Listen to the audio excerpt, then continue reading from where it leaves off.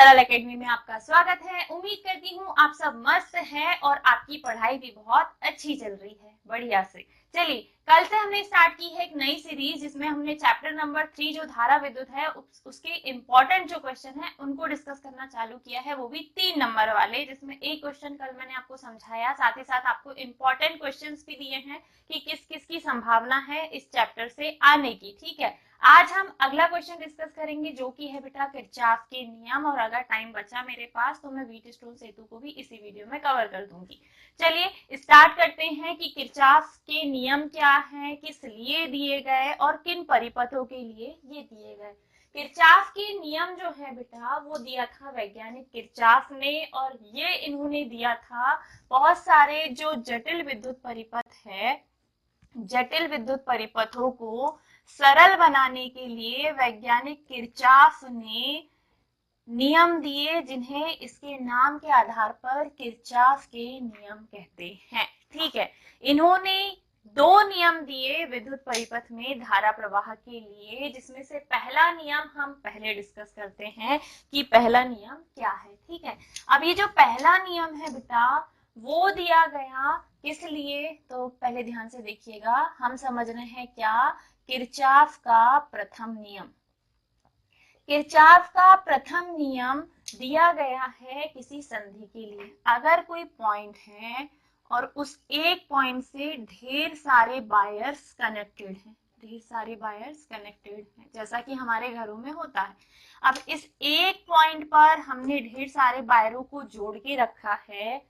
अब इन वायरों से अगर आप इस पॉइंट की बात करेंगे तो कुछ डायरेक्शन से धारा आ रही है इस पॉइंट पर। ठीक है, मान लो यहाँ से धारा आ रही है, इधर से भी आ रही, इधर से भी आ रही, सब आके यहाँ इकट्ठी हो रही है, और इन 2 वायरों से धारा जो है वो जा रही है, दूर जा रही है। यहाँ से भी धारा आ रही है, यहाँ से भी धारा आ रही है, यहाँ से भी धारा आ रही है, इधर से जा रही है और इधर से भी जा रही है, और ये जो पॉइंट है हम इसका नाम दे रहे हैं ओ।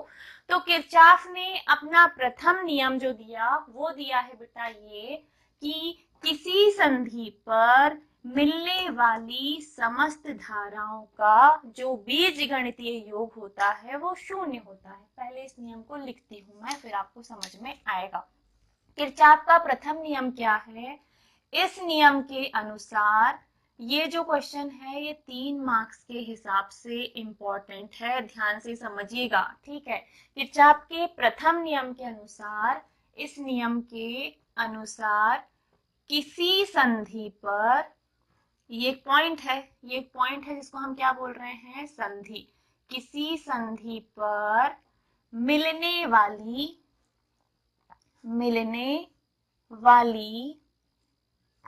समस्त धाराओं का, मिलने वाली समस्त धाराओं का बीजगणितीय योग, समस्त धाराओं का बीजगणितीय योग शून्य होता है, शून्य होता है। किरचॉफ के पहले नियम के अनुसार, ये जो नियम इन्होंने दिया है उसके अनुसार किसी संधि पर मिलने वाली समस्त धाराओं का बीजगणितीय योग शून्य होता है। अब बीजगणितीय योग अगर करना है सभी धाराओं का तो ये होगा समेशन आई जोड़ के इसकी वैल्यू हो जाएगी क्या, शून्य।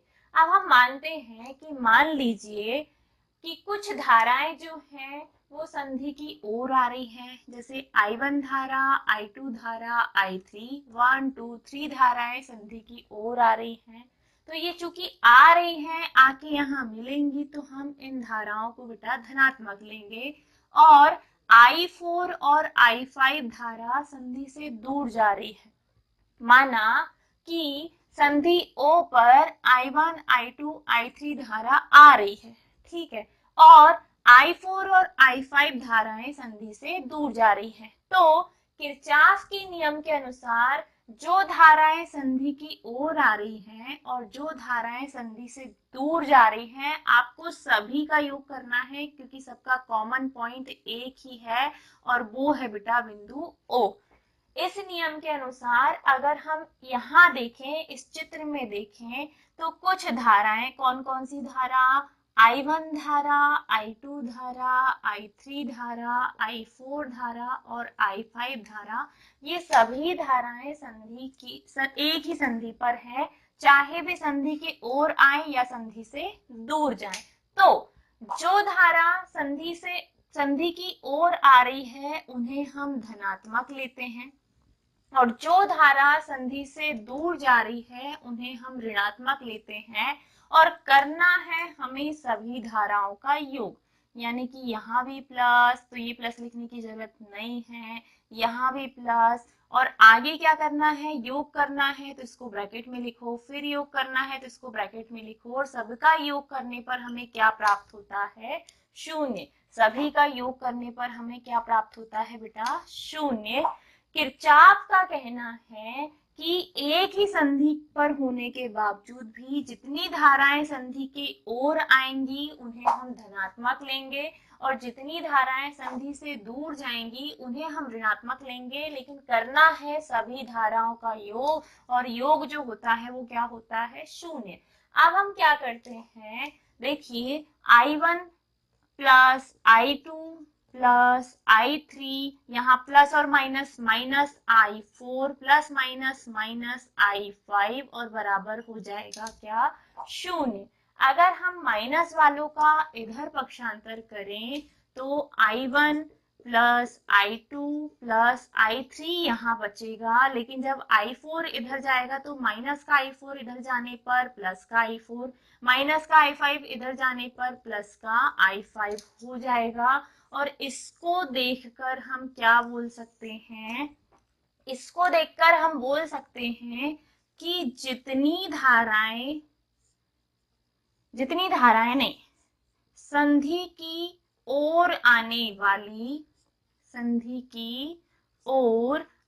वाली समस्त धाराओं का योग, संधि की ओर आने वाली समस्त धाराओं का योग संधि से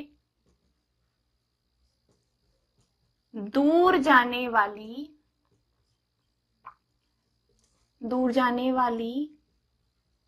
समस्त धाराओं के योग के बराबर होता है, समस्त धाराओं के योग के बराबर होता है। यही किरचॉफ का प्रथम नियम है। क्या बोला मैंने, संधि की ओर आने वाली समस्त धाराओं का योग संधि से दूर जाने वाली समस्त धाराओं के योग के बराबर होता है, और यही किरचॉफ का प्रथम नियम है। किरचॉफ का प्रथम नियम बेटा, किरचॉफ का प्रथम नियम यानी कि यह नियम, प्रथम नियम आवेश संरक्षण के सिद्धांत पर आधारित है। आपसे फिल इन द ब्लैंक या वन वर्ड या सही जोड़ी कहीं ना कहीं ये पूछ सकता है, तो ये बहुत कंफ्यूज करता है क्योंकि दोनों किसी न किसी सिद्धांत पर आधारित है। तो आपको याद रखना है कि जो प्रथम नियम है वो आवेश संरक्षण के सिद्धांत पर आधारित है, कि जितना आएगा उतना ही जाएगा, कहीं कुछ व्यर्थ नहीं होने वाला। इसीलिए कह सकते हो कि यह नियम आवेश संरक्षण के सिद्धांत पर आधारित है। एक बार और सुन लीजिए कि आपको क्या क्या लिखना है। किरचॉफ के नियम आपकी हेडिंग रहेगी और आप लिखेंगे कि यह जो नियम है किरचॉफ सर ने दिया था जटिल विद्युत परिपथ को सरल बनाने के लिए, जितने भी कॉम्प्लेक्स सर्किट्स होती हैं उनको बहुत ज्यादा सरल बनाने के लिए ये नियम इन्होंने दिए, जिनमें इनके दो नियम आते हैं और ये 3 मार्क्स का क्वेश्चन है। पहला नियम की अगर हम बात करें इसके फर्स्ट लॉ की, तो किरचॉफ सर के अनुसार किसी संधि पर मिलने वाली सभी धाराओं का बीजगणितीय योग शून्य होता है। समस्त धाराओं का बीजगणितीय योग, तो सभी धाराएं होंगी I और सबका बीजगणितीय योग क्या होता है, शून्य होता है। लेकिन जब इस बात को हम क्या करें, इस बात को हम डेरिवेशन के रूप में निकालें तो आप बाकायदा चित्र बनाओगे बढ़िया सा, और चित्र बनाकर आप लिखोगे कि मान लीजिए संधि O पर I1, I2, I3 धाराएं संधि की ओर आ रही हैं और I4 और I5 धाराएं संधि से दूर जा रही हैं। इस स्थिति में हम क्या कर सकते हैं, ये है बेटा संधि की ओर आने वाली धाराएं और I4 और I5 है संधि से दूर जाने वाली धाराएं। तो जो संधि की ओर आती है उन्हें हम प्लस में लेते हैं, करना सभी का योग है। जो संधि से दूर जाती है उन्हें हम माइनस में लेते हैं। यहाँ प्लस माइनस माइनस होगा क्योंकि सभी का हम क्या कर रहे हैं, योग कर रहे हैं, और योग क्या होता है, शून्य होता है। अब ये प्लस माइनस माइनस हो गए, माइनस वालों का हमने किया पक्षांतर, तो दोनों हो जाएंगे प्लस के। अब हम इसको देखकर ये बोल सकते हैं कि जितनी भी धाराएं संधि की ओर आती हैं उन सभी का योग, जितनी भी धाराएं संधि से दूर जाती हैं उन सभी के योग के क्या होता है, बराबर। यही किरचॉफ का प्रथम नियम है, और किरचॉफ सर का जो प्रथम नियम है वो आवेश संरक्षण के सिद्धांत पर आधारित है। क्लियर? क्योंकि दूसरा नियम है थोड़ा सा डिफिकल्ट, जहां पे आपको थोड़ी सी डिफिकल्टी जा सकती है। ठीक है, प्रथम नियम तो बहुत आसान है, बहुत अच्छे से आसानी से बन जाता है, स्क्रीनशॉट ले लो। अब हम डिस्कस करते हैं इसका सेकंड लॉ यानी कि द्वितीय नियम। चलिए बेटा, द्वितीय नियम यानी कि सेकंड लॉ जो है किरचॉफ का, वो डिस्कस करने के पहले हमें बनाना है इसका डायग्राम, यानी कि इसकी सर्किट, कि इसका विद्युत परिपथ कैसे होता है। उसके बाद ही आपको समझ में आएगा कि नियम क्या है।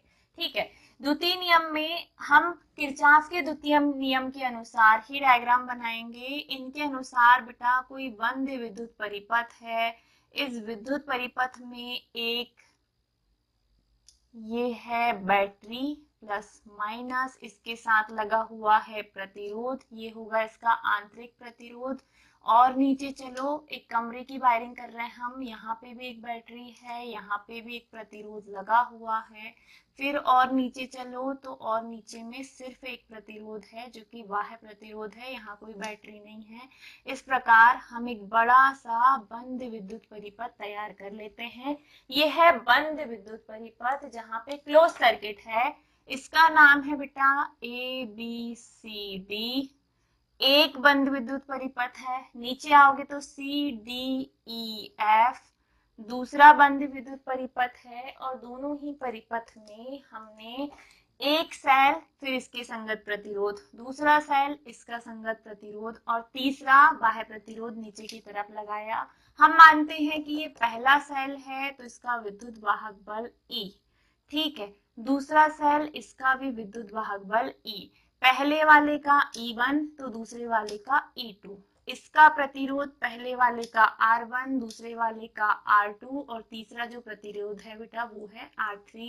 बैटरी का लंबा वाला सिरा प्लस होता है जिधर से धारा बहती है, और ये माइनस, ये प्लस और ये माइनस। ठीक है, अब हो क्या रहा है, किरचॉफ के नियम को पहले मैं लिख के बताती हूँ। किरचॉफ के द्वितीय नियम के अनुसार, यानी कि इस नियम के अनुसार, किसी बंद विद्युत परिपथ में, अब आपके पास विद्युत परिपथ एक सर्किट वाला नहीं है, एक क्या बोलते हैं संधि वाला नहीं है। अब परिपथ कैसा है, बंद। किसी बंद विद्युत परिपथ में, यही लाइंस आपको लिखनी है, विभिन्न खंडों में, मतलब अलग अलग खंडों में, ये मैं आपको डायग्राम से समझाऊंगी। किसी बंद विद्युत परिपथ में विभिन्न खंडों में बहने वाली धाराओं और इनके संगत प्रतिरोधों का गुणनफल, संगत प्रतिरोधों का गुणनफल। अब भी समझ रहे हैं हम, पहले थ्योरी लिख देने दो मुझे कि आपको लिखना क्या है। इनके संगत प्रतिरोध का गुणनफल उस परिपथ में लगाए गए, उस परिपथ में लगाए गए विभिन्न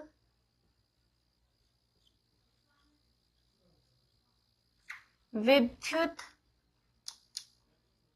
वाहक बलों का बीजगणितीय योग, विभिन्न विद्युत वाहक बलों का बीजगणितीय योग शून्य होता है। इसके अनुसार तो सब कुछ शून्य होता है। किरचॉफ के द्वितीय नियम के अनुसार किसी बंद विद्युत परिपथ में अगर यहाँ दो खंड है तो विभिन्न खंडों में बहने वाली धाराओं, अब पहली बैटरी है, इससे धारा निकलेगी कुछ यूं, धन सिरे से प्लस, माइनस से इलेक्ट्रॉन निकले प्लस की तरफ, प्लस से निकल रही है धारा, ये बह रही है बेटा धारा। पहली वाली बैटरी से निकलने वाली धारा मान I1 है, ठीक है। ये I1 धारा पहुंची कहाँ, बिंदु डी पर। इसी समय फिर इधर प्लस सिरे से क्या निकल रही है, धारा, और ये भी आ रही है इधर। E2 सेल से निकलने वाली धारा है बेटा I2, और ये आगे बढ़ गई। इधर से आ रही थी I1, इधर से आ रही थी I2, दोनों आके यहाँ जुड़ गई, और अगली कंडीशन में जो धारा बहेगी दोनों मिलकर बहेगी, और वो होगी क्या, I3। और I3 कैसे बहेगी, तो ये बहेगी I1 और I2 दोनों जब बिंदु डी पर आएंगी तो दोनों जुड़ जाएंगी। ध्यान से देखिएगा और समझिएगा। अब मैं क्या बोल रही हूँ, मैं नहीं बोल रही, किरचॉफ सर बोल रहे हैं कि किसी बंद विद्युत परिपथ में विभिन्न खंडों में बहने वाली धाराओं, यहाँ तीन टाइप की धारा आपको दिख रही है। पहली सेल से बहने वाली धारा I1, दूसरे से I2, और इन दोनों को जोड़ दिए तो इधर वाले परिपथ में बहने वाली धारा I3 है। यानी कि I3 का मान निकालना हो तो आपको I1 और I2 को जोड़ना पड़ेगा। I1 और I2 का योग करेंगे तो आपको किसका मान मिल जाएगा बेटा, I3 का मिल जाएगा। अब देखो क्या करना है, यहाँ पे हम एक सर्किट ले रहे हैं ABCD।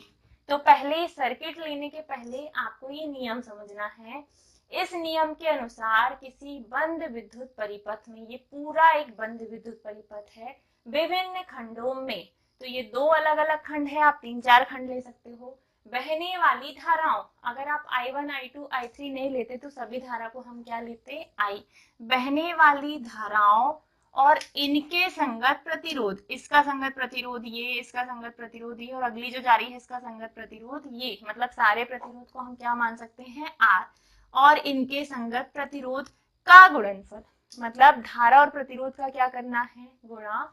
तो बहने वाली सभी, उसमें बहने वाली धाराओं, सभी खंडों में बहने वाली धाराओं और इनके संगत प्रतिरोधों का गुणनफल, और उस परिपथ में लगाए गए विभिन्न विद्युत वाहक बल, पहले सेल का विद्युत वाहक बल E1, दूसरे का E2, यानी कि विद्युत वाहक बल क्या होगा, E, इन सभी का बीजगणितीय योग शून्य होता है। मतलब धारा और प्रतिरोध का गुणा करना है और सभी विद्युत वाहक बलों को जोड़ना है। जब सबका आप योग करोगे तो मान क्या प्राप्त होगा, शून्य। ये है बेटा किरचॉफ का द्वितीय नियम। अब इसके अनुसार आपको करनी है गणितीय विवेचना, मतलब जो आपने डायग्राम बनाया है ना, एक क्लोज सर्किट बनाई है, उसमें आपको ये चीज निकाल के देनी है। गणितीय विवेचना में हम पहले लेंगे बेटा बंद परिपथ ABCD, ठीक है, बंद जाल ABCD में जो ऊपर लिखा है वो यहाँ लिखना है, लेकिन इसके अकॉर्डिंग लिखना है। अब ABCD में क्या हो रहा है, तो E1 से निकलने वाली धारा है I1, संगत प्रतिरोध है R1, दोनों का करना है गुणा, ठीक है, सभी का योग करेंगे हम। इस पूरे बंद जाल में I1 की संगत प्रतिरोध R1, आगे पहुंचो, दूसरी धारा जो निकल रही है वो है I2 और इसके संगत प्रतिरोध R2, यानी कि I2 और R2 का क्या करना है, गुणा।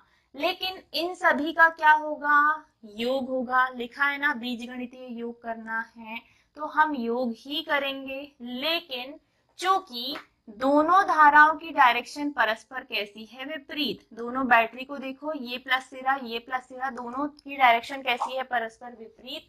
तो एक धारा को अगर हम धनात्मक लेते हैं तो दूसरी धारा को बेटा ऋणात्मक लेंगे, एक को धनात्मक लेते हैं तो दूसरी धारा को ऋणात्मक। ठीक इसी प्रकार आगे, चूंकि यहाँ पर माइनस से इलेक्ट्रॉन निकलकर प्लस की तरफ जा रहे हैं, जो विद्युत अपघट्य होगा सेल के अंदर, उसके अंदर तो यहाँ पे पहली वाली जो बैटरी है इसका विद्युत वाहक बल जो है E1, इसे हम माइनस में लेंगे, योग करना है तो योग करेंगे और किसके साथ करेंगे, E2 के साथ, और सभी के मान क्या प्राप्त होते हैं, शून्य। कुछ मत करो, I1 R1 रहने दो, प्लस माइनस माइनस करो, I2 R2 और यहाँ पे है माइनस E1 प्लस E2 और सबका मान होता है शून्य। Equation number 1।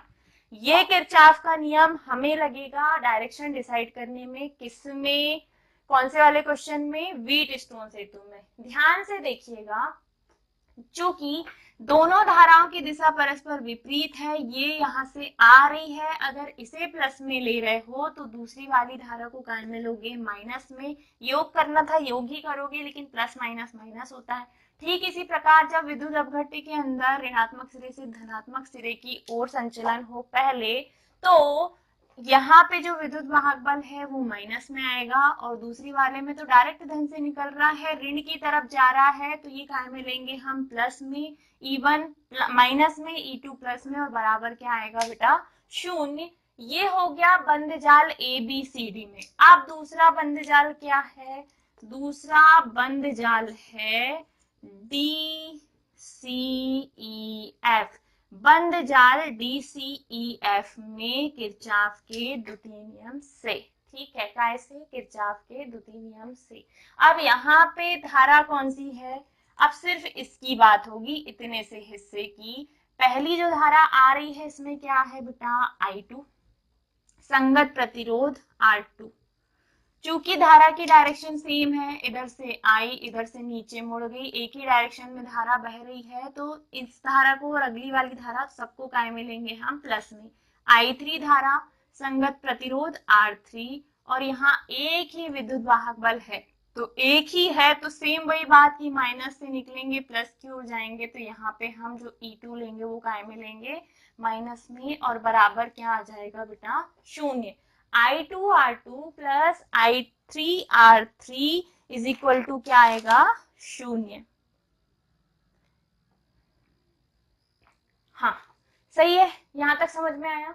हमने सिर्फ ये धारा ली, इसके संगत प्रतिरोध R2 है, अगली धारा सेम डायरेक्शन में है, ये वाली और ये वाली यहाँ पे आके जुड़ गई, इधर बहने लग गई, जो कि है I3, संगत प्रतिरोध इसका है R3, और एक ही बैटरी है जिसमें इलेक्ट्रॉन इधर से निकल कर इधर पहुंचेंगे, फिर इधर से धारा बहेगी, तो आप इस बैटरी को अब माइनस में लेंगे, यानी कि इसका विद्युत वाहक बल होगा माइनस में, और बराबर में आएगा शून्य। अब इस इक्वेशन को मत छेड़ो, इस इक्वेशन को नाम दे दो समीकरण 1, तो इसको समीकरण नंबर 2। ये दोनों ही किरचॉफ के द्वितीय नियम के डेरिवेशन है, जो आप इस बंद सर्किट के लिए निकाल सकते हैं, यानी कि गणितीय विवेचना हमने कर दिए। ये जो आपने ऊपर इक्वेशन लिखा था ना कि बंद विद्युत परिपथ में विभिन्न खंडों में बहने वाली धाराओं और इनके संगत प्रतिरोधों के गुणनफल, उस परिपथ में लगाए गए विभिन्न विद्युत वाहक बलों का बीजगणितीय योग, सबका योग क्या होता है, शून्य। लेकिन डायरेक्ट योग नहीं कर सकते, सब में प्लस माइनस वाला लफड़ा है, इसीलिए आपको कहीं कहीं माइनस दिखेगा, कहीं प्लस माइनस दिखेगा, हुआ यहाँ योग ही है, और योग क्या प्राप्त होता है, शून्य। यहाँ आपके याद रखने वाली बात ये है कि किरचॉफ का प्रथम नियम आवेश संरक्षण के सिद्धांत पर आधारित है, जबकि किरचॉफ का द्वितीय नियम जो है वो ऊर्जा संरक्षण के सिद्धांत पर आधारित है, ऊर्जा संरक्षण के सिद्धांत पर आधारित है। और ये जो किरचॉफ का सेकंड लॉ यानी कि द्वितीय नियम है, इसे बेटा इस नियम को वोल्टेज नियम, एक और नाम से पूछा जाता है, ये वोल्टेज नियम या किरचॉफ का वोल्टता नियम भी कहते हैं। ये सारे नाम आपको याद रखने हैं बहुत अच्छे से, ताकि ऑब्जेक्टिव टाइप में आपसे कोई गलती ना हो। वोल्टता नियम भी कहते हैं। फॉर एग्जाम्पल, अगर आपके एग्जाम में क्वेश्चन पूछ लिया कि किरचॉफ का वोल्टता नियम क्या है समझाइए, तो आपसे बनना चाहिए, और ये बनेगा कब? जब आप पढ़ के जाओगे। तो किरचॉफ के द्वितीय नियम को हम वोल्टेज नियम या किरचॉफ का वोल्टता नियम भी कहते हैं। और ये जो द्वितीय नियम है ये ऊर्जा संरक्षण के सिद्धांत पर आधारित है। किरचॉफ ने जटिल विद्युत परिपथों को सरल बनाने के लिए दो नियम दिए। पहला नियम था संधि पर मिलने वाली सभी धाराओं का बीजगणितीय योग शून्य होता है। दूसरा नियम है किसी संधि पर मिलने वाली किसी बंद विद्युत परिपथ में अलग अलग खंडों में बहने वाली सभी धाराओं और उनके संगत प्रतिरोधों का गुणनफल उस परिपथ में लगाए गए विभिन्न विद्युत वाहक बलों के बीजगणितीय योग के बराबर होता है। इसे हमने बंद जाल ABCD के लिए निकाला, प्लस माइनस कैसे हुआ बताया मैंने। फिर हमने निकाला CDEF के लिए। आसानी से दोनों निकालने के बाद मैंने आपको ये भी बताया कि ये जो द्वितीय नियम है ये ऊर्जा संरक्षण के सिद्धांत पर आधारित है। इसे वोल्टेज नियम या किरचॉफ का वोल्टता नियम भी कहते हैं। आई होप आपको किरचॉफ के दोनों नियम बहुत अच्छे से समझ में आए होंगे। 3 नंबर के हिसाब से ये बहुत इंपॉर्टेंट क्वेश्चन है, साथ ही साथ इससे 2-3 ऑब्जेक्टिव टाइप क्वेश्चन भी बनते हैं, तो अच्छे से पढ़िएगा, याद भी कीजिएगा। इंपॉर्टेंट क्वेश्चन है, बिल्कुल छोड़ के मत जाना बेटा। अगले डेरिवेशन में मैं आपको करवाऊंगी क्या, व्हीटस्टोन सेतु, उसका डेरिवेशन, उसके लिए आवश्यक शर्त का सूत्र। इसके लिए आपको करना पड़ेगा वीडियो को लाइक, चैनल को सब्सक्राइब, अपने दोस्तों के साथ share. If you are capable आप हमें फाइनेंशियली भी सपोर्ट कर सकते हैं। स्वस्थ रहिए, मस्त रहिए, अच्छे से अपनी पढ़ाई करते रहिए। बिल्कुल लापरवाही अब मत कीजिएगा, खान पान में भी, नींद के साथ भी नहीं, और पढ़ाई के साथ तो बिल्कुल ही नहीं, क्योंकि अब आपके पास ज्यादा टाइम नहीं है। मिलते हैं अगले वीडियो में। Bye bye, take care, Radhe Radhe.